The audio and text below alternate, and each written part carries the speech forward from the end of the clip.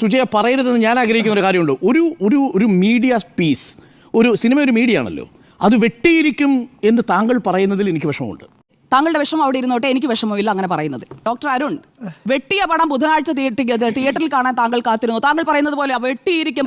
ഇതിൽ പൃഥ്വിരാജ് ആണല്ലോ ഈ ചിത്രത്തിന്റെ സംവിധായകൻ. ഒരു സിനിമ എന്ന് പറഞ്ഞു കഴിഞ്ഞാൽ അത് സംവിധായകന്റെ കലയാണ്. സംവിധായകന്റെ മുന്നിൽ നിൽക്കുന്ന, സംവിധായകൻ പറയുന്നത് അതെല്ലാം ചെയ്യുന്ന ഒരു കംപ്ലീറ്റ് ആക്ടർ മാത്രമാണ് ഞാൻ എന്ന് എന്റെയും പ്രിയപ്പെട്ട ലാലേട്ടൻ പറഞ്ഞിട്ടുണ്ട്. ഇത്രയും തലപ്പൊക്കമുള്ള, ഇത്രയും സിനിമകളിൽ പ്രധാന കഥാപാത്രങ്ങളെ അവതരിപ്പിച്ച് മലയാളിയുടെ മനസ്സിൽ കയറിക്കൂടിയ മോഹൻലാലിന് ഇത്രയും ചീത്തവിളി കേൾക്കുന്നത് ഞാൻ ഇത്രയും കാലത്തിനിടയിൽ ആദ്യമായിട്ടാണ് കേൾക്കുന്നത്. ആകെ 10-15 സെക്കൻഡ് മാത്രമാണ് സെൻസർ ബോർഡിന്റെ ആ സർട്ടിഫിക്കറ്റ് നോക്കിക്കഴിഞ്ഞപ്പോഴേക്കും അതിലാകെ കട്ട് ചെയ്ത് മാറ്റിയിരിക്കുന്നത് 20 സെക്കൻഡിൽ താഴെ മാത്രമാണ്. അവിടെയാണ് 17 വെട്ട് എമ്പുരാനെ വെട്ടാൻ പോകുന്നത്. എപ്പോഴാണ് വലിയ സൂപ്പർ ഹിറ്റായി, കോടികൾ വാരി, 100 കോടി ക്ലബിൽ കയറി എന്നൊക്കെ പറഞ്ഞ് തുടരെ പൃഥ്വിരാജ് പോസ്റ്റ് ഇട്ടുകൊണ്ടിരിക്കുമ്പോൾ ഇതേ പൃഥ്വിരാജ് എഡിറ്റിംഗ് ടേബിളിൽ പോയിരുന്ന് വെട്ടണം, 17 വെട്ട് വെട്ടണം. അങ്ങോട്ട് പോയി കൈകൂപ്പി പറഞ്ഞതാണ് ഞാൻ വെട്ടിക്കോളാം, എന്റെ പടം തിയേറ്ററിൽ നിന്ന് പിൻവലിക്കരുതേ എന്ന്. അപ്പോൾ ഈ എമ്പുരാനിൽ മാറ്റം വരുത്താമെന്ന് തീരുമാനിച്ചിരിക്കുന്നത് ആ സിനിമയുടെ സംവിധായകൻ അടക്കമുള്ള അണിയറ പ്രവർത്തകരാണ്. ലൂസിഫർ പോലൊരു കലാസൃഷ്ടിയാണ് എമ്പുരാനെങ്കിൽ എന്തിനാണ്, എനിക്ക് ചോദിക്കാനുള്ളത്, ഈ സിനിമ വെട്ടണം എന്ന്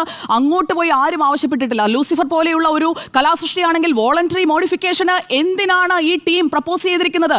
ഈ ടീം പ്രപ്പോസ് ചെയ്തിട്ടുണ്ട്, ഇല്ലെങ്കിൽ നിഷേധിക്കട്ടെ, ഗോകുലം ഗോപാലൻ നിഷേധിക്കട്ടെ, അല്ലെങ്കിൽ ആന്റണി പെരുമ്പാവൂർ നിഷേധിക്കട്ടെ, പൃഥ്വിരാജ് നിഷേധിക്കട്ടെ, മോഹൻലാൽ നിഷേധിക്കട്ടെ, ഈ 4 പേരും നിഷേധിക്കില്ല.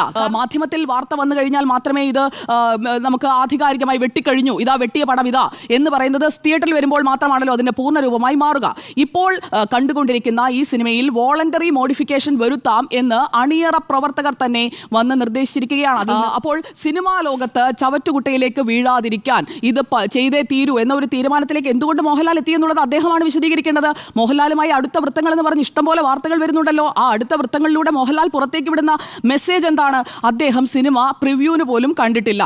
ഈ സിനിമയുടെ ആകെ തുക എന്ന് പറയുന്നത് ഞാൻ തിയേറ്ററിൽ വന്ന് ആ ഫസ്റ്റ് ഡേ ഫസ്റ്റ് ഷോയിലാണ് ആദ്യമായി കാണുന്നത്.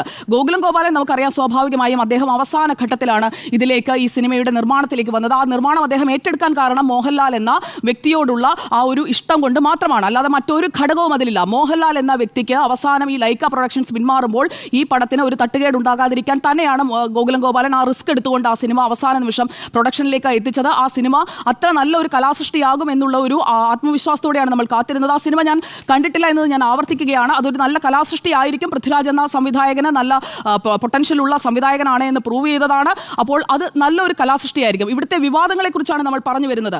അവർ ഒരു രാഷ്ട്രീയ സന്ദേശം തന്നെയാണ് ഈ സിനിമയിലൂടെ ഉദ്ദേശിച്ചതെന്നുള്ളത് വ്യക്തമാണ്. അത് ആ രാഷ്ട്രീയ സന്ദേശം രാഷ്ട്രീയ പാർട്ടികൾ ചർച്ച ചെയ്യുമെന്നുള്ളത് സ്വാഭാവികമാണ്.